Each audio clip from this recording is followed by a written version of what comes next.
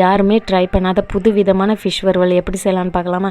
இது செம்ம டேஸ்ட்டாக இருக்கும். நீங்கள் கண்டிப்பாக இந்த ரெசிபியை எல்லாருமே லைக் பண்ணுவீங்க. ஸோ வாங்க, இப்போ ஃபிஷ் கூட வத்தல் தூள் சேர்த்துக்கோங்க, கொஞ்சமாக சால்ட்டு சேர்த்துக்கோங்க, கொஞ்சமாக மஞ்சள் தூள் எல்லாம் சேர்த்துட்டு இதை பொரிக்கிறதுக்கு நல்லாவே மசாலா தடவி வச்சுக்கோங்க. இப்போ ஆயில் மீடியம் ஃப்ளேமில் வச்சுட்டு இதை பொரித்து எடுத்துக்கோங்க. ரொம்ப கரிச்சிடாதீங்க, மீடியமாக பொரித்து எடுத்துக்கோங்க. பாருங்கள், இதுதான் பக்குவம். ஸோ இதே மாதிரி எல்லாத்தையும் பொரித்து எடுத்துக்கோங்க.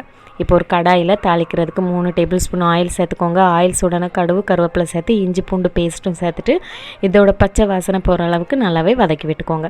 இன்றைக்கி நான் 4 வெங்காயத்தை பொடியாக நறுக்கி எடுத்துக்கேன். ஸோ அதையும் உள்ளே சேர்த்துட்டு கூடவே உப்பு எல்லாம் சேர்த்துட்டு இதை ஒரு மீடியமாக வதக்கி எடுத்துக்கோங்க. ரொம்ப வதக்கணும்னு வேண்டாம். ஸோ இதை இப்போது ஓரமாக தள்ளி வச்சிடலாம். இப்போது 1/4 டீஸ்பூன் வத்தல் தூள், 1/2 டீஸ்பூன் மல்லித்தூள், 1/4 teaspoon garam masala, கொஞ்சமாட்டு chilli flakes எல்லாம் சேர்த்துட்டு இதை கொஞ்சமாக வறுத்து விட்டுக்கோங்க. வறுத்துட்டு சேர்த்தா தான் செம்ம டேஸ்ட்டாக இருக்கும். ஸோ இப்போ ஆனியனையும் உள்ளே சேர்த்து நல்லாவே வறுத்து விட்டுக்கோங்க. பாருங்கள், இப்போ நம்மளோட ஆனியன் பச்சடி செம்மையாக ரெடி ஆயிடுச்சா? இப்போ நம்ம வறுத்து வச்சுருக்க மீனையும் உள்ளே சேர்த்துட்டு இதை நல்லா அங்கிட்டும் இங்கிட்டும் ஒரு கிளறு கொடுத்துட்டு அப்படியே தட்டில் எடுத்து வச்சு சாப்பிட்டா செம்ம டேஸ்ட்டாக இருக்கும்.